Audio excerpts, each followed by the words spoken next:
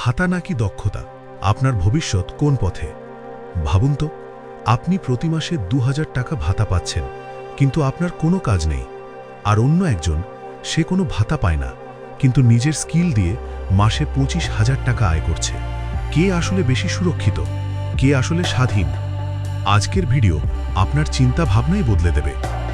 নমস্কার বন্ধুরা, আপনারা দেখছেন বিজ্ঞান বাইটস, আর আজ আমরা কথা বলবো জনগণের জন্য ভাতা বনাম কারিগরি শিক্ষা ও কর্মসংস্থান নিয়ে। প্রথমে একটা কথা পরিষ্কার করে নিই, ভাতা খারাপ নয়। সরকার যখন বয়স্ক ভাতা, বিধবা ভাতা, রেশন দেয়, তা একটা সমাজের মানবিক দিক দেখায়।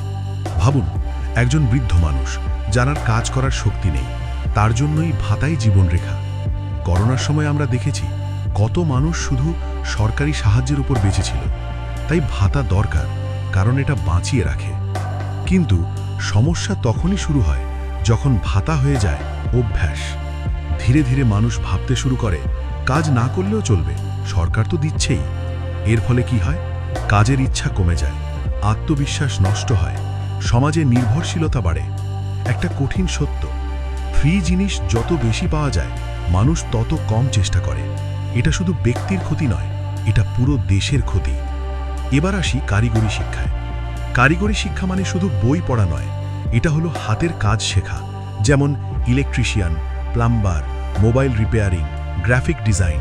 এই স্কিলগুলো আপনাকে কি দেয়? নিজের পায়ে দাঁড়ানোর ক্ষমতা, নিয়মিত আয়, আত্মসম্মান। একজন দক্ষ মানুষ কখনো বেকার থাকে না। চাকরি না পেলে সে নিজেই কাজ তৈরি করে নেয়। ধরুন, দুই বন্ধু, রাহুল আর সুমন। রাহুল শুধু ভাতার উপর নির্ভর করে, আর সুমন শিখে নেয় মোবাইল রিপেয়ারিং। 5 বছর পরে রাহুল এখনও ভাতার অপেক্ষায়, আর সুমনের নিজের দোকান, নিজের আয়, নিজের সম্মান। পার্থক্যটা কোথায়? স্কিল।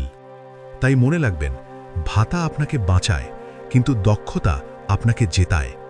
একটা দেশ তখনই এগোয় যখন তার মানুষ সাহায্যের জন্য হাত পাতে না, বরং নিজের শক্তিতে দাঁড়ায়। হাতে ভাতা নয়, হাতে স্কিল থাকলে আপনার ভবিষ্যৎ কেউ আটকাতে পারবে না। ভিডিওটা ভালো লাগলে লাইক দিন, কমেন্টে লিখুন আপনি কি মনে করেন, ভাতা নাকি দক্ষতা।